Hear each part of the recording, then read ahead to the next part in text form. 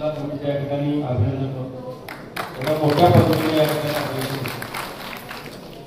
अधिवेशनामध्ये मागच्या 3 वर्षाचा कार्याचा अहवाल वाचून दाखवायचा, सर्व अहवाल वाचून दाखवायचा.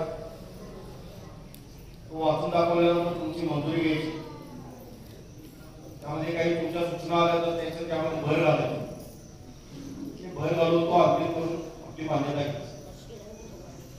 म्हणजे अशी पद्धत असेल, परंतु तुम्ही काय पूर्ण बोलला नाही याचा अर्थ काम अतिशय चांगलं दिसतंय. कामात काहीतरी चुका असल्या तर माणूस बोलतो, तुम्ही बोलच काय बोलला नाही. एक तर 2 अर्थ लिहितात, एक तर तुम्हाला काही समजलंच नाही किंवा समजलंय परंतु आमच्या काय अडचणी नाही. ठीक आहे. तर मागच्या 3 वर्षाचा अहवाल वाचून दाखवल्यानंतर आणि तुमची मंजुरी घेतल्यानंतर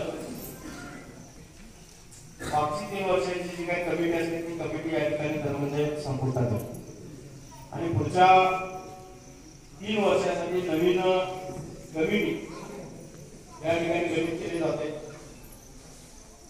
आणि या कमिटीनं पुढचे 3 वर्ष अतिशय चांगल्या पद्धतीने काम करायचं. सांगली जिल्ह्यामध्ये सर्व गावांच्या मध्ये, तालुक्यांच्या मध्ये संघटना कशी वाढेल त्यासाठी म्हणजे येणाऱ्या नवीन कमिटीनं प्रयत्न करायचे. त्यासाठी जी काही कमिटी आहे, प्रास्ताविक कमिटी जी आहे ती आपल्या समोर या ठिकाणी वाचून दाखवते.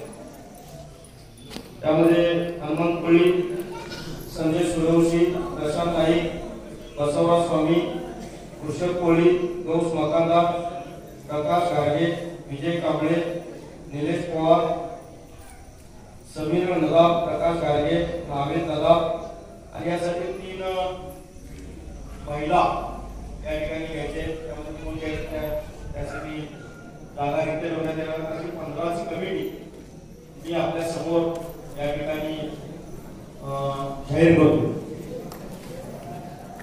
तर सर्वांनी टाळ्यांच्या गजरामध्ये याला मंजूर केली.